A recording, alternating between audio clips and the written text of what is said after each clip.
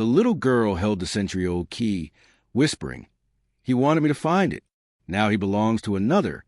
What deep, unsettling connection could link a child to a lost artifact from a century-old mystery?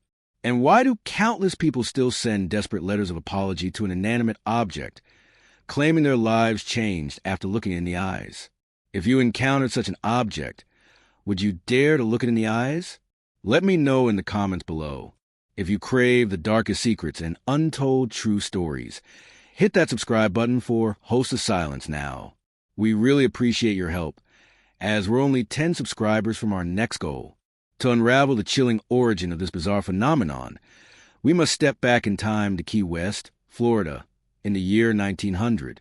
The year 1900 arrived in Key West, Florida, not with a fanfare of distant industrial cities, but with a familiar sigh of the ocean breeze and the tireless hum of cicadas. The sun, a constant presence, baked the coral rock and bleached the clapboard houses, painting the days in shades of brilliant white and deep azure. On Eaton Street, nestled among the vibrant bougainvillea and the sprawling banyan trees, stood the Otto family residence.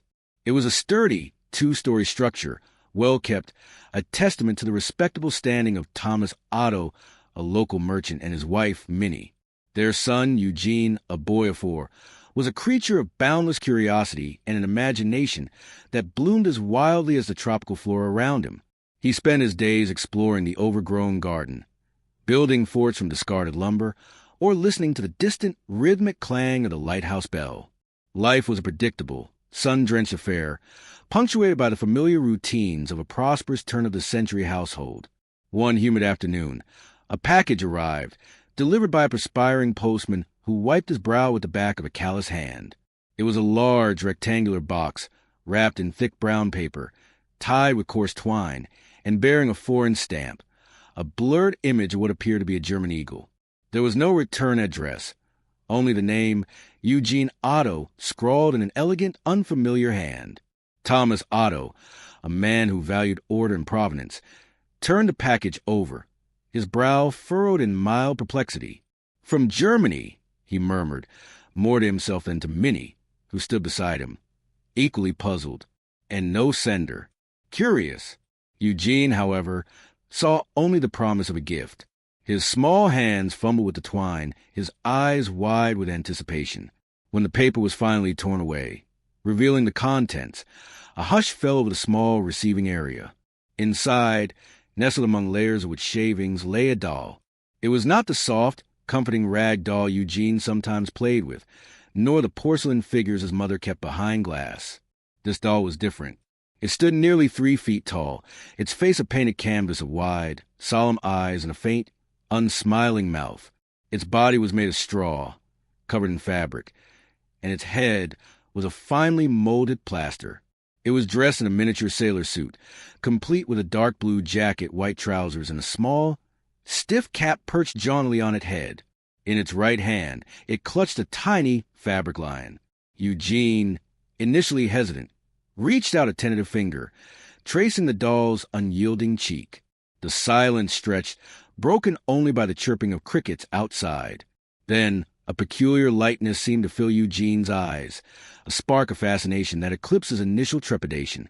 "He's a sailor," Eugene announced, his voice barely a whisper, as if sharing a secret. "I'll call him Robert." From that day forward, Robert became an immutable fixture in Eugene's world. The doll was never far from the boy's side. It sat at the breakfast table, its painted gaze fixed on the steam rising from Eugene's porridge bowl. It accompanied him to the garden, propped against a tree while Eugene chased lizards. At night, Robert occupied a small, specially designated chair beside Eugene's bed, his silhouette a silent sentinel against the moonlight filtering through the window. Thomas and Minnie, initially charmed by their son's newfound attachment, saw it as a phase, a childish infatuation that would eventually wane. They indulged Eugene, even when he insisted on including Robert in family photographs, the doll's stiff, unblinking presence a stark contrast to the lively faces around it. The bond between Eugene and Robert, however, was not merely one of companionship. It was a connection that deepened with an unnerving rapidity, a silent pact forged in the quiet corners of the house. Eugene would spend hours in his room, murmuring to the doll, sometimes whispering, sometimes speaking in a low, conspiratorial tone that carried hints of complex, one-sided conversation. His parents, passing by, would hear the soft cadence of his voice, punctuated by long stretches of silence, as if awaiting a response. It was peculiar, certainly, but still within the bounds of the child's imaginative play. But then, the quiet hum of normalcy began to crack. The first signs were subtle, easily dismissed, like dust motes dancing in a sunbeam. Minnie, a woman of meticulous habits, began to notice small discrepancies. A teacup on the kitchen counter, moments ago perfectly still, would be found a half-inch closer to the edge, as if nudged by an unseen hand. She blamed the draft, or perhaps her own absent-mindedness. Thomas, a pragmatist, scoffed at the idea of anything amiss, attributing such occurrences to the settling of an old house or the mischievousness of the family cat. Then came the sounds. Faint whispers, like the rustling of dry leaves, seemed to emanate from the shadowed corners of Eugene's room, when the door was ajar. Sometimes a child's faint giggle, high-pitched and fleeting, would drift from the attic, though no child save Eugene was in the house. Minnie would pause, listening intently, her hand pressed to her chest, but the sounds would vanish as quickly as they appeared, leaving only the oppressive Key West humidity and the distant cry of a gull. "It's just the wind," Thomas would assure her, his voice firm, though a flicker of unease occasionally crossed his eyes. Objects began to move with more deliberate, less deniable intent. A vase of fresh-cut hibiscus, placed squarely on the parlor table, would be discovered overturned on the floor, its shattered pieces scattering vibrant petals across the rug. Eugene, found nearby, would simply shake his head, his eyes wide and innocent, and point a small finger at Robert. "Robert did it," he would say, his voice devoid of accusation, almost as if stating a simple fact. The first few times he was scolded, attributed to childish mischief or a clumsy accident. But the frequency of these incidents, coupled with Eugene's unwavering testimony, began to sow seeds of doubt. Shadows, too, became unsettlingly fluid. Quick, fleeting shapes would dart behind doorways. Just at the periphery of vision, a dark mass would seem to coalesce in the dim light of the hallway, only to dissipate into nothingness the moment one turned to look directly. Many began to attribute these to fatigue, to the heat, to anything but the unsettling truth that her home, once a bastion of peace, was beginning to feel watched. The true escalation of the unsettling connection, however, manifested in Eugene himself. His conversations with Robert grew in length and intensity. What began as simple childish chatter evolved into something far more complex and far more disturbing. Eugene would sit, his face unnervingly still, murmuring to the doll in sounds that were not English, nor any tongue his parents, educated people, could place. It was not gibberish entirely. There was a cadence, a repetition, a structure that mimicked language, yet remained utterly alien. The sounds were guttural, sometimes lilting, sometimes sharp, delivered with conviction that suggested profound understanding, as if Robert were responding in kind, in a language only Eugene could comprehend. "What are you saying, Eugene?" Minnie would ask, her voice laced with growing concern, kneeling beside her son. Eugene would look up, his eyes strangely distant, and simply say, "Robert is talking." The boy's demeanor began to shift. He became withdrawn, his once bright curiosity now focused almost entirely on the doll. His play became solitary, always with Robert. He grew possessive, clutching the doll tightly when anyone attempted to move it or even touch it. His once open face often held a secretive, almost conspiratorial expression, as if he shared a profound secret with Robert that no one else could ever grasp. The jovial, sun-kissed boy was slowly, imperceptibly, being eclipsed by a shadowy intensity. One evening, Thomas Otto was working late in his study, the only light a flickering gas lamp. He heard Eugene's voice from the boy's bedroom above, not in the usual childish babble, but in a low, resonant tone that seemed too deep, too mature for a 4-year-old. It was punctuated by pauses, as if a second party were speaking, then Eugene's reply, again in that strange, unfamiliar tongue. Thomas stood, a knot forming in his stomach, and slowly ascended the stairs. He found Eugene sitting bolt upright in bed, Robert propped beside him. Eugene was staring intently at the doll, his lips moving, forming those guttural, alien syllables. As Thomas watched, unseen from the doorway, Eugene's eyes, usually a clear blue, seemed to reflect a peculiar, unsettling glint in the dim light. And then, as if in response to an unheard command, Eugene's head slowly, deliberately, turned towards the open doorway, his gaze seeming to pierce the darkness and settle directly on his father. A shiver, cold and sharp, traced its way down Thomas Otto's spine. He retreated silently, the sound of his son's strange, unearthly murmurs echoing in his ears. The tranquility of the Otto household, once a comforting certainty, had vanished, replaced by a creeping dread. The mystery of Robert had begun. The languid heat of Florida summer gave way to an oppressive, cooler dread within the Caldwell estate. It was a change subtle at first, like a shadow lengthening imperceptibly, then rapidly consuming all light. Eugene Caldwell, a man once defined by his meticulous routines and sharp intellect, began to fray. His transformation was not sudden, but a creeping erosion of self. The initial signs were dismissed as fatigue, the stress of managing a large household. He would forget conversations he had initiated hours earlier, or repeat anecdotes as if hearing them for the first time. Thomas, his loyal valet, a man of quiet observation, noted the growing bewilderment in his employer's eyes, a flicker of something profoundly lost.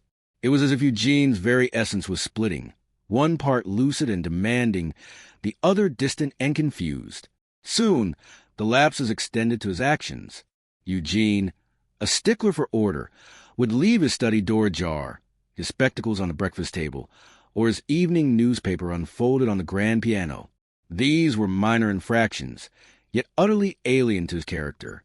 More disturbing were the nights. He began to be found in peculiar places. Curled uncomfortably on a chaise lounge in the sunroom, draped awkwardly over a heavy armchair in the library, or once, inexplicably, asleep on the cold marble floor of the main hall, a thin shawl his only covering. When roused, his eyes would hold a vacant, distant stare before snapping into a semblance of normalcy, followed by a quick, defensive anger. "Robert," he'd mutter, or sometimes shout, the name echoing to the quiet house. It was Robert. He moved my things. He locks the doors. His accusations grew increasingly fervent, a desperate attempt to assign blame to the one constant, unsettling presence. Robert, the unsettling doll, became the scapegoat for every misplaced item, every chilling draft, every inexplicable sound. It was an obsession that deepened with each passing day, overshadowing all other concerns. The household staff, a collection of seasoned professionals and newer, younger hires, watched with growing unease. Mrs. Albright, the housekeeper, a woman who had served the Caldwells for over 20 years, spoke quietly to Thomas. "He's not himself, Thomas. It's like there's two of him. One moment he's lucid, demanding, the next he's distant. And the way he blames that doll. It's not natural." The physical changes in Eugene were also stark.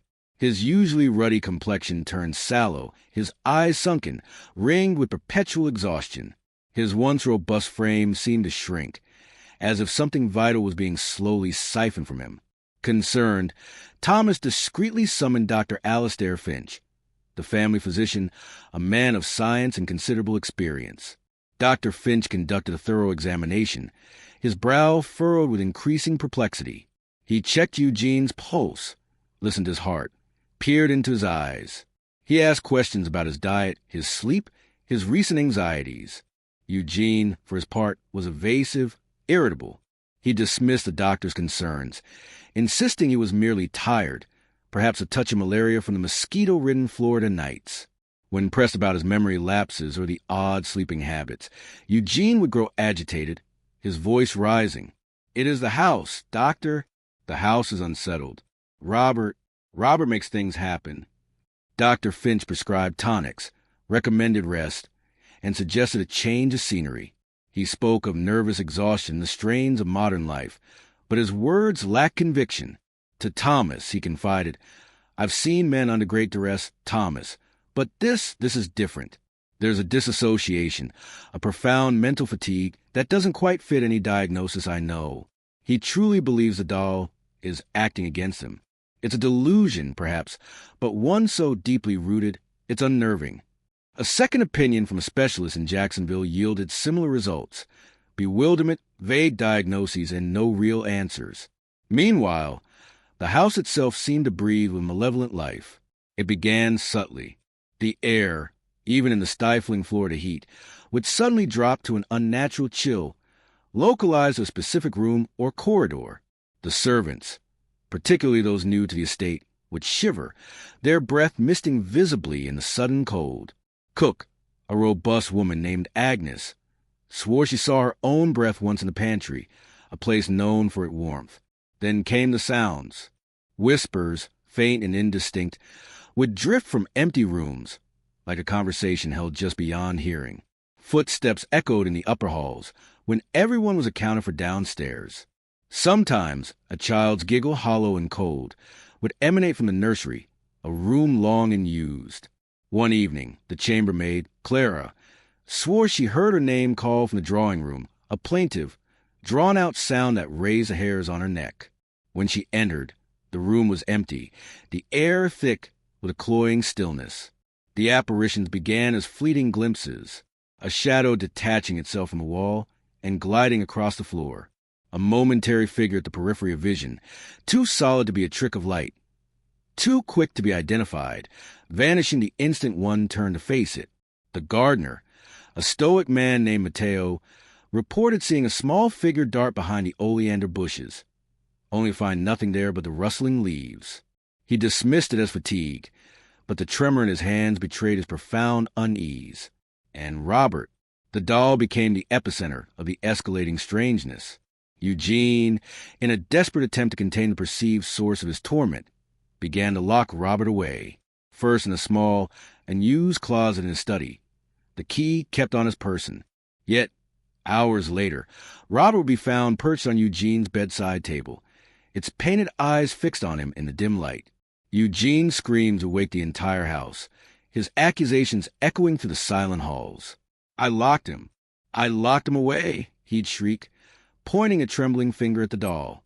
Thomas, ever the pragmatist, would inspect the closet door, finding it still securely locked. He'd check the windows, the other entrances, finding no discernible way for the doll to have moved. Yet there it was, defiant in its immobility, a silent, unsettling testament to an impossible will. The phenomenon escalated. Eugene began to lock Robert in a large, heavy chest in the cellar, a room rarely visited, secured with a thick padlock. He even nailed the lid shut for good measure. But the next morning, as Thomas prepared Eugene's breakfast, a chilling clatter from the drawing room announced Robert's reappearance. The doll sat upright on the piano, a sheet of music scattered on the floor beside it, as if it had been playing. The thick padlock from the cellar chest lay on the Persian rug, twisted and broken, a mangled piece of metal. Object began to move with a violent intent. A porcelain vase, a cherished family heirloom, would suddenly shatter against a wall as if thrown by an unseen hand. Books would fly off shelves with startling force. Cutlery, laid meticulously for dinner, would clatter to the floor without provocation. No one saw the initial impulse, only the devastating aftermath. The staff learned to walk with a heightened sense of awareness, their eyes darting, their ears straining for the slightest anomaly. The terror began to take a physical toll. Clara, the chambermaid, developed a persistent, hacking cough that no medicine seemed to alleviate, her skin growing pale, her eyes hollow with fear. The cook, Agnes, complained of debilitating headaches and a constant, inexplicable chill that even the hottest kitchen fires could not dispel. Others reported nightmares, vivid and terrifying, that left them screaming in their sleep, their rest offering no true escape. One by one, the staff began to leave. The scullery maid, a young girl named Lily, fled in the dead of night, leaving behind her meager belongings and a hastily scrawled note. I cannot stay. The house, it is not right. It wants something. The stable boy, John, followed soon after, citing an urgent family matter, but his wide, haunted eyes told a different story. Even Mrs. Albright, the stalwart housekeeper, began to look at Eugene with a mixture of pity and profound fear. She found herself whispering prayers under her breath as she moved through the house, her once steady hands trembling visibly. The Caldwell estate, once a beacon of order and prosperity, was rapidly descending into a maelstrom of fear and confusion. The scientific explanations offered by physicians faded in the face of the inexplicable. The logical mind struggled against the overwhelming evidence of a presence that defied all known laws. Robert, the innocent-looking doll, was no longer a mere toy, nor a figment of Eugene's troubled mind. It was an entity, its perceivable manifesting in phenomena that drove sanity to the brink, consolidating a pervasive, chilling dread that permeated every stone, every timber of the house, tightening its grip on Eugene and all who remained within its walls. The terror was no longer suspicion. It was an undeniable, physical weight pressing down on them all. The air in the Otto house thickened with dread. Weeks passed, each marked by faint, incessant scratching from the attic. Robert, no longer just a boy, had become an uncontainable force, bringing decay and chill. His outbursts lessened, replaced by a terrifying stillness. They had tried everything: prayers, isolation, even crude incantations. Nothing worked. The decision was an inevitable surrender. It was Elias, grim-faced, who articulated the finality. He cannot remain among us. Sarah, her spirit eroded by years of terror, simply nodded, eyes hollow. Eugene then ate, clung to his mother's skirt, a silent witness to their despair. An iron chest, heavy and formidable, was procured from a derelict shipyard. Its lid bore a rusted latch and two thick chains. The day of confinement was marked by a heavy silence, broken only by the creak of attic stairs under Elias's reluctant ascent, followed by two hired laborers. They moved with grim efficiency. Robert, surprisingly, offered no resistance. He stood in the attic center, skeletal and unkempt, his dull eyes like river stone, a faint, unsettling smile playing on his lips. The air grew colder as they maneuvered the heavy container. There was no struggle, no scream, only a soft, almost imperceptible sigh as the lid lowered. The clang of the latch, the rasp of chains, echoed a final punctuation. Then silence, a profound, absolute silence, both blessing and curse, the quiet of something buried alive. Elias descended, shoulders slumped, face etched with nameless grief. Sarah wept, not for the son they lost, but for the monstrous thing he had become. Eugene watched, small hands clenched, his brother's vacant eyes burning into memory. The years that followed were a testament to human adaptation. The attic became a sealed tomb, its door nailed shut, its existence an unspoken taboo. Life in the Otto household resumed a fragile normalcy. The silence from above was a constant, heavy cloak. Eugene grew, his childhood a peculiar blend of routine and pervasive dread. He learned to navigate the house with an innate wariness, subconsciously avoiding the stairs to the forbidden upper floor. His parents, exhausted by the long war, found solace in the quiet. They spoke little of Robert, less of the attic. The past was a wound they avoided touching. Eugene, however, carried the invisible burden. The silence wasn't empty. It was filled with a ghost, a lingering chill. He found escape in art, his hands gravitating towards charcoal and canvas. His art became a language of the unspeakable, a way to render the darkness that had seeped into his home. His early works held a raw, unsettling power, hinting at deep, unresolved trauma. He often sketched abstract, twisting forms, but never Robert directly. Yet, the essence of that terror found its way into every stroke. He left for New York in his early 20s, drawn by the vibrant art scene, by the desperate need to breathe untainted air. The distance provided temporary reprieve.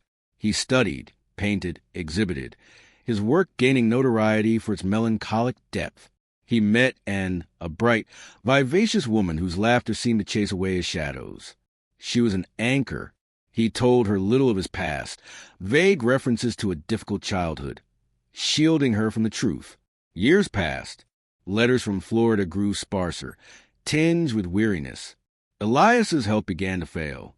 The call came late one night, a hushed, tearful whisper from Sarah. His father was gone. Eugene knew, with chilling certainty, he had to return.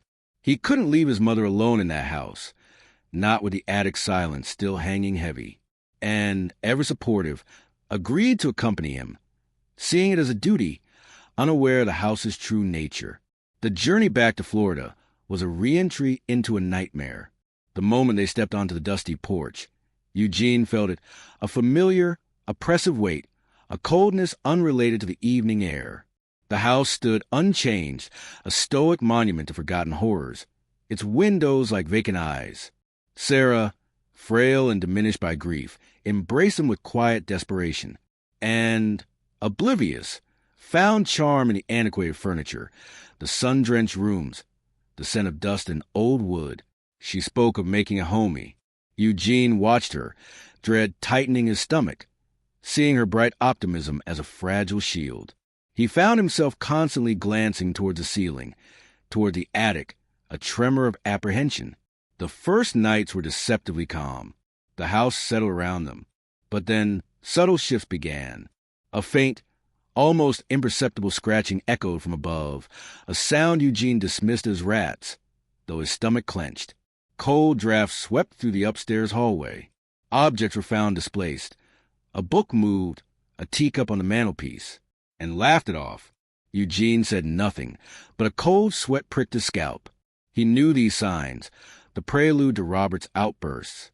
One evening, as Eugene sketched, a distant rhythmic thudding began from the attic, faint but insistent, like something being dragged. Too heavy for a rat, too regular for a settling house. His hand froze. Thud, scrape, thud, scrape. Unmistakable. The sound grew louder, closer, moving toward the attic door. A deep groan followed, like old timber protesting. Eugene felt pure terror. He knew that sound. It was the sound of the iron chest. "Did you hear that, Eugene?" Anne's unconcerned voice came from the kitchen. "Sounds like an old house settling. Or maybe a squirrel." "Yes." Eugene managed, his voice a dry rasp. He stood, rooted to the spot. The thudding stopped. A new sound replaced it. A soft, rhythmic dragging, heavy and soft, slowly toward the attic door. Then a sharp, metallic creak, followed by smaller, softer thuds, descending the attic stairs. One step at a time. Slow, deliberate. Eugene backed away from the drawing-room door, eyes fixed on the ceiling. He knew, with icy certainty, that the iron chest, or whatever was inside, was no longer confined. The chains, the latch, the nails, held for decades, but something sinister had granted release. The dragging continued, now undeniably on the main staircase, slow and heavy, growing louder. It was not the sound of a human walking. It was something else, something dragging itself, its weight shifting with a sickening squelch. And emerged from the kitchen, a puzzled frown on her face. "Eugene, what is that noise?" It sounded like a sack of potatoes falling down the stairs. She laughed, a nervous, uncertain sound. The laughter died in her throat as a shadow, impossibly deep and distorted, stretched across the bottom of the staircase. It was not the shadow of a person. Too wide, too low, too formless. From the gloom of the landing, a shape coalesced, large, hunched, obscured by twilight. A faint, cloying odor, like damp earth and something long dead, filled the air, and recoiled. "Eugene, what is that?" Her voice was a terrified whisper now, eyes wide with dawning horror. Eugene could not speak. He watched, transfixed, as the shape slowly, agonizingly became clearer. It was Robert, or what was left of him. His body was grotesquely contorted, limbs seemingly elongated, skin sickly gray, stretched taut over prominent bones. His hair, what little remained, was matted and colorless. One eye was swollen shut, the other a cloudy, malevolent ore that fixed on Eugene with unnerving intensity. He moved with a jerky, unnatural gait, dragging one leg, a sound like dry leaves rustling. His mouth was a gaping maw, a black hole, from which issued a low, guttural moan of profound suffering and equally profound malice. He was no longer the boy locked in the chest. He was a manifestation of decades of confinement, of festering resentment, of unadulterated evil. He had not just descended. He had been released, a venomous creature from a forgotten cage. Robert's gaze shifted from Eugene to Anne. His one good eye widened, a flicker of new hunger, and let out a strangled gasp, hand flying to her mouth, her face draining of all color. Her sweet perfume seemed to curdle, overwhelmed by the stench emanating from the figure. Robert, Eugene croaked, the name a bitter taste. He stepped forward, instinctively placing himself between Anne and the monstrous form. Stay back. Robert ignored him, his head tilted, a slow, deliberate movement, like a predator assessing its prey. A low, wet chuckle gurgled from his throat. He took another jerky step, eyes never leaving Anne. The terror that had been Eugene's solitary burden for decades was now, undeniably, shared. And, who had known only light and laughter, was now face to face with the deepest darkness within the Otto home. Her breath came in ragged gasps, her body trembling uncontrollably. She looked at Eugene, pleading for an explanation, for a way out. But Eugene had no answers, only the chilling realization that the nightmare had finally, irrevocably, claimed its newest victim. The silence of the house was broken by Anne's rising whimper, a sound that only seemed to fuel the malevolent presence of Robert, who now began to drag himself slowly, inexorably, towards her. The terror had not just returned. It had brought a guest. Anne's waking hours became a blurred extension of her nightmares. The torment, once a whisper, now roared. Sleep offered no solace, merely a gateway to deeper, visceral terror. Each night, the same dream unfolded. She was in a house, but it was not their home. Walls seemed to breathe, shadows writhed, and a cold, cloying presence pressed down on her. Robert was always there, unseen but felt, a weight on her limbs, a chill in her bones, an icy dread. Sometimes he appeared in the doorway, static, unblinking, his button eyes fixed on her, radiating silent malevolence. She woke gasping, sweat-soaked, her heart hammering, the lingering chill confirming the dream's insidious reality. Physical manifestations began subtly. Dull aches, dismissed as fatigue, escalated into unexplained bruises. Her stomach churned constantly, an acidic not no antacid could quell. Migraines became daily companions, a pulsing agony behind her eyes. Eugene, practical, attributed it to stress, to the unsettling episodes surrounding Robert. Doctors offered vague diagnoses of nervous exhaustion, prescribing sedatives that only blurred Anne's awareness. But Anne knew this was not illness. This was a curse. This was Robert. The doll's presence became an unbearable weight. Eugene, in futile attempts to assuage Anne's fears, confined Robert to the attic, then a locked cellar chest. It made no difference. Anne would find him, on her vanity, propped on her side of the bed, once even at the kitchen table with a teacup. Eugene would meticulously return Robert to confinement, only for the doll to reappear hours later, always in a place designed to maximize Anne's terror. Locks remained unbroken, windows secured. Yet Robert moved. His influence extended beyond displacement. Photographs, once cherished, began to change. Eugene, an amateur photographer, developed rolls of film in his darkroom. After Anne's torment began, the images warped. Faces and family portraits blurred. Features distended. Landscapes became shadowed and menacing. In one chilling instance, a photograph of him by the rose garden developed with a faint, shadowy figure directly behind her. Too indistinct to be certain, yet its unsettling familiarity sent a shiver down Eugene's spine. He never showed in that photo. He burned it, along with several others, the acrid smell doing little to cleanse the pervasive dread. Eugene, initially skeptical, then concerned, now sank into quiet despair. He watched and waste away, her vibrant spirit replaced by a haunted, hollow-eyed shell.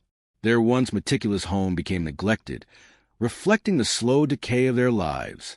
He found her huddled, staring blankly, muttering about voices to cold Robert. He tried to reason, cajole, or simply hold her, but she was beyond his reach, trapped in a private hell. The burden of her suffering, coupled with the inexplicable occurrences, began to take its toll. His robust health faltered. He lost weight, his movement slowed, and a persistent cough settled in his chest, deepening each month. Doctors offered no clear answers, attributing his decline to stress. But Eugene, suspected a deeper, darker truth. He felt the cold, too, the subtle shift in the air, the sense of being watched, even when Robert was supposedly locked away. The doll had not targeted him directly, but its malevolence, like a creeping vine, had wrapped itself around his life, slowly choking his joy and vitality. The year was 1974.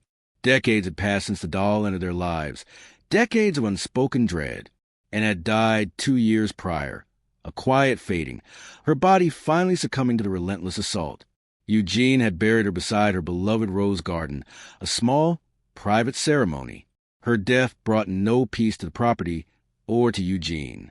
If anything, the atmosphere grew heavier, the house settling into a deeper, more profound silence, broken only by creaks of aging wood and occasional, unidentifiable whispers. Eugene, now frail in his late 70s, spent his days in a quiet stupor, the house a mausoleum of memories and terrors. His cough worsened, a rattling in his chest echoing through empty rooms. He knew his time was short. He often sat in his favorite armchair, a worn blanket over his knees, staring at the empty fireplace. On a cool autumn evening, a neighbor, concerned by Eugene's uncharacteristic silence and unlit windows, entered the unlocked house. The air inside was thick, stagnant, carrying a faint, sweet smell of decay. She found Eugene in his armchair, head slumped, eyes open and unseeing, a faint smile on his lips. He had passed peacefully, it seemed, but as her gaze drifted, it fell upon the small, seated figure on the floor beside the armchair. Robert. The doll sat upright, fabric knees almost touching Eugene's lifeless hand, button eyes staring straight ahead, painted smile undisturbed. He looked exactly as he always had, well-preserved, unnervingly new, an immutable sentinel in a house where everything else had withered and died. The neighbor felt an inexplicable chill, a sense that something profoundly unnatural had just witnessed this final, solemn moment. She quickly averted her gaze. After Eugene's death, the house stood empty for months. Neighbors whispered, their stories of Anne's strange illness and Eugene's reclusive final years intertwining with half-forgotten tales of the doll. The property, despite its size and prime location, languished on the market. Eventually, a young family, oblivious to the local folklore, purchased it. The Millers, John and Sarah, with their 2 young children, 8-year-old Emily and 5-year-old Thomas, were drawn by the spacious room's large garden and surprisingly affordable price. They saw charm where others saw decay, potential where others saw desolation. Optimistic, they planned renovations and new beginnings. Their initial weeks were filled with joyful chaos. The children reveled in the garden. Sarah planned her new kitchen, and John began minor repairs. They found Robert in the attic, tucked away in a dusty trunk. Emily, fascinated, pulled him out. Sarah, seeing it as a quaint piece of history, allowed Emily to keep him, placing him on a shelf in her bedroom. The incidents began subtly. Emily reported her toys moved, her dolls found in different positions. Sarah dismissed it as imagination or Thomas's tricks. Then things escalated. Objects fell from shelves without cause, a vase, a stack of books. The Millers attributed it to vibrations or the settling of an old house. Then came the voices, faint, indistinct whispers on currents of cold air, audible only in quiet moments. Sarah heard her name called when alone. John swore he heard children laughing from the empty attic. They felt inexplicable chills, sudden drops in temperature. Emily complained of nightmares, not of monsters, but of a man with button eyes watching her. Thomas, too young to articulate his fear, clung to his parents, eyes wide and anxious, often pointing to empty spaces and whimpering. One evening, John was in the garage. Sarah was upstairs, putting the children to bed. She heard a crash from downstairs, followed by a sharp cry. She rushed down to find John sprawled on the kitchen floor, clutching his ankle, a splintered chair beside him. He swore he had been standing perfectly still when something pushed him hard from behind. There was no one else in the house. The incidents grew more frequent, more aggressive. Doors slammed shut with violent force. Lights flickered and died. Whispers became clearer, sometimes forming discernible words, though always muffled. Toys in Emily's room were found scattered, sometimes broken as if thrown in rage. Robert, the doll, who had been on Emily's shelf, began to appear in other rooms, just as he had with Anne and Eugene. Sarah found him once in the living room, seated on the sofa, facing the television. Another time, John tripped over him in the hallway, the doll lying perfectly centered in his path. The Millers, a family built on optimism and reason, found their foundations crumbling. They tried to rationalize, but the sheer volume and bizarre nature of the occurrences overwhelmed their skepticism. John, a man of science, researched the house's history, digging through old newspaper archives and local records. He found fragmented reports, whispers of the Key West doll, of the Otto family, of Anne and Eugene. He pieced together a horrifying narrative, a legacy of suffering tied not to individuals, but to the very fabric of the house. One morning, Sarah woke to Emily screaming. She rushed into her daughter's room. Emily pointed at her bed, her small face contorted in terror. Robert was there, not on the shelf, but lying on Emily's pillow, his button eyes staring directly into her own, his painted smile seeming wider, more sinister. A small, fresh scratch, bleeding faintly, marred Emily's cheek. Sarah scooped up her daughter, heart pounding.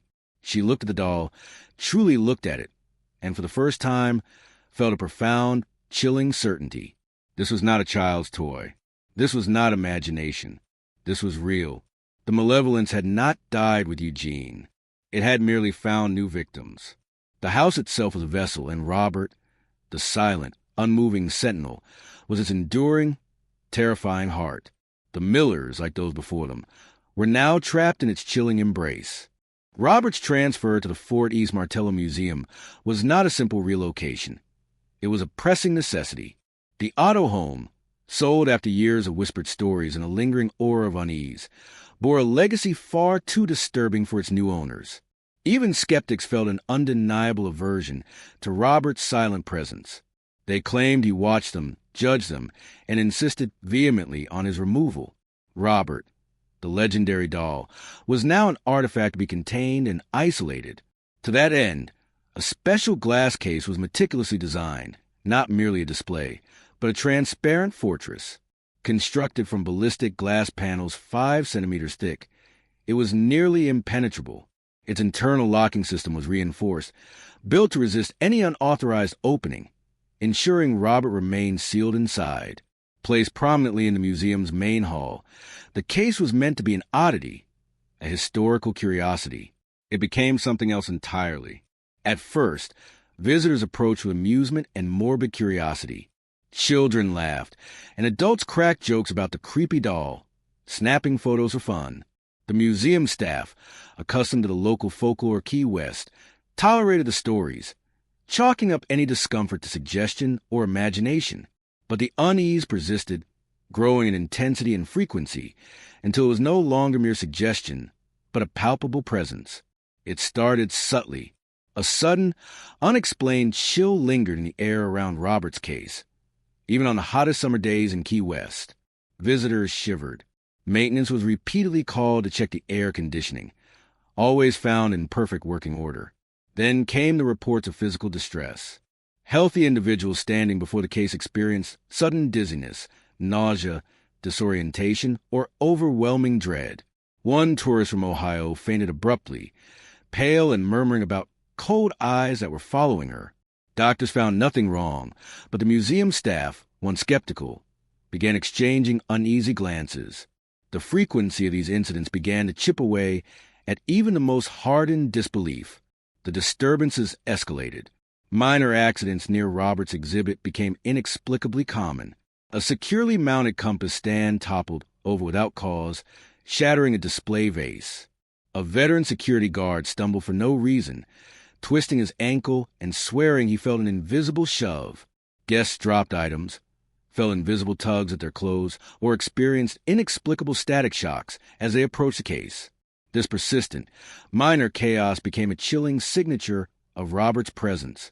Staff began whispering stories, avoiding eye contact with the doll, and expressing an ever-present sense of being watched. Photographs of Robert proved to be the most disturbing evidence. Tourists found strange distortions in their images, Blurred faces, floating shadows, and unsettling reflections in the glass. Faint shapes or glowing eyes that hadn't been there. A professional photographer reported a total camera failure while trying to focus on Robert. His images were filled with digital noise, as if the files were disintegrating. These anomalies, initially dismissed as optical illusions or technical glitches, steadily eroded the staff's doubt and gave way to reluctant acceptance of the inexplicable. Then came the letters. They arrived in a steady stream, desperate pleas for forgiveness addressed to Robert. These were not deranged rants but coherent, anguished accounts from ordinary people. They confessed to mocking Robert, laughing at his legend, taking photos without permission, or staring into his button eyes with contempt. Afterward, their lives had changed, for the worse. A man from New York wrote about his once thriving business collapsing inexplicably, his family descending into financial ruin after scoffing at Robert. He described a string of coincidental catastrophes, canceled contracts, small fires, staff walking out.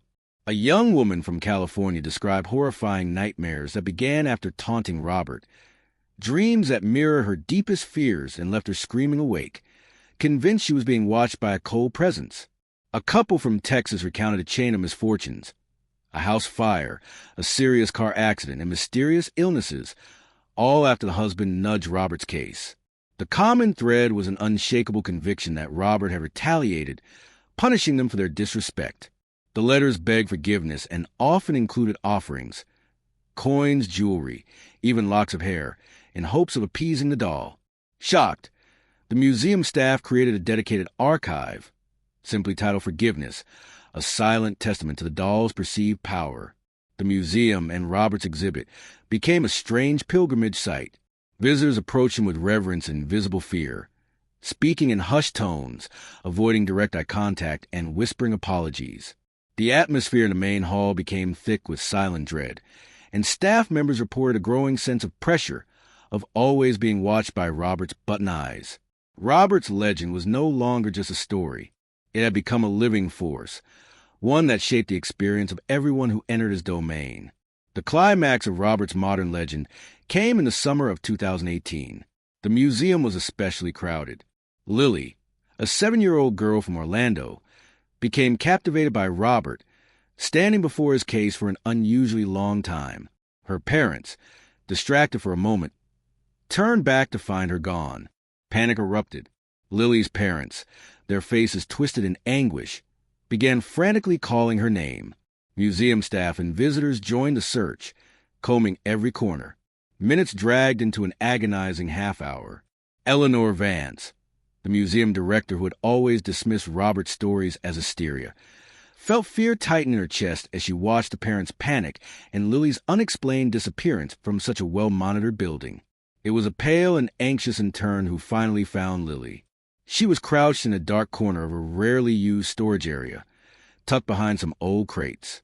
The girl wasn't crying or visibly frightened. She simply stared into the shadows with a strange, blank expression. In her small hand, she held a brass key, old, rusted, and worn. It was the original attic key from the Otto house, lost for over 50 years. Eleanor rushed over, a mix of relief and confusion on her face. "Lily? Thank God. Are you all right? Where'd you find that key?" she asked, voice trembling. The girl looked up, her expression distant, eerily mature. Her voice, soft and trembling, wasn't quite her own. It carried a strange resonance that chilled Eleanor. "He wanted me to find it," Lily whispered. "Now, he belongs to someone else."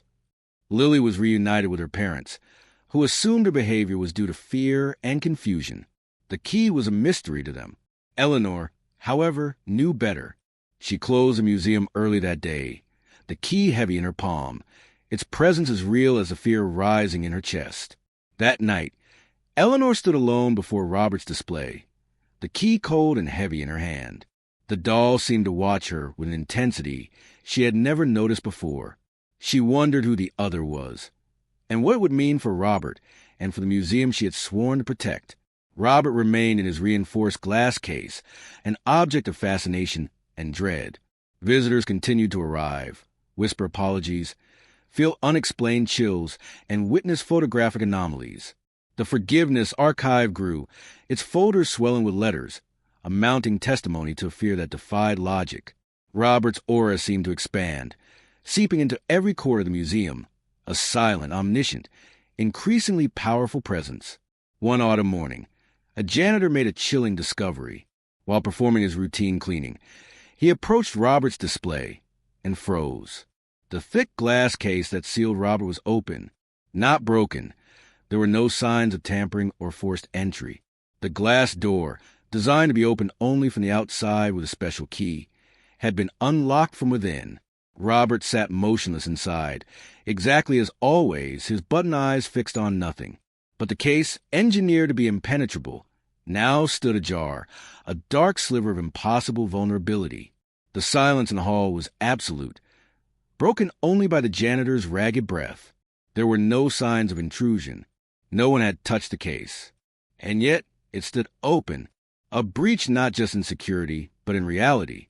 The legend of Robert, the doll who walked, and perhaps never stopped walking, hadn't ended. It had merely begun its next terrifying chapter, and the museum had become the stage for a continued and inexplicable existence. This story, like so many untold tales from that era, serves as a poignant reminder that the greatest battles are often fought not with grand gestures, but within the silent confines of human heart. In the unforgiving landscape of 1900s Florida, where life was a constant negotiation with nature and circumstance, resilience wasn't a choice. It was a daily necessity. It was in the quiet moments of despair, the flicker of hope amidst crushing hardship, and the unwavering resolve to simply endure, that true human spirit was revealed.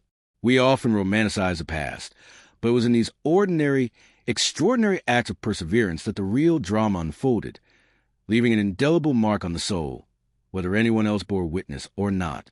What are your thoughts on this idea of silent battles and the quiet strength required to navigate an unforgiving world? Do you think we still face similar, unseen struggles today, albeit in different forms? Share your reflections in the comments below. We truly value your perspective.